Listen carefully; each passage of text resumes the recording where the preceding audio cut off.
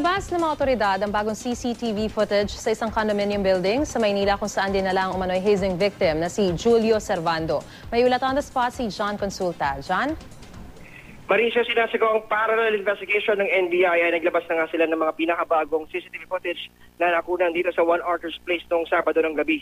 Kita sa CCTV footage sa lobby ng One Arthur's Place na dakong alas 9:26 ng gabi nang pumasok sa loob ng kondo ang CSP sophomore student na si Julio Servando. Bitbit ang kanyang gamit, sinubukan pang maglakad ng groggy na si Servando.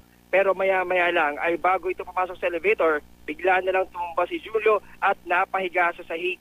Sinubukan siyang alalayan Maris ng mga kasama at sama-samang inakay ng dalawa para makapasok sa loob ng elevator. Sa kuha ng CCTV naman sa loob ng elevator ay makikita si Julio na nakahandusay sa sahig ng elevator, hinang-hina. Kasama rin ang tatlo pang neophyte na nakupo rin sa sahig. Ang isa sa mga hinihinalang miyembro ng Tau Gamma Phi, Maris, ay hinahanap pa at napatingin pa sa CCTV camera ng elevator. Dako 9:26 ng marating ng grupo ang 29th floor ng kondo.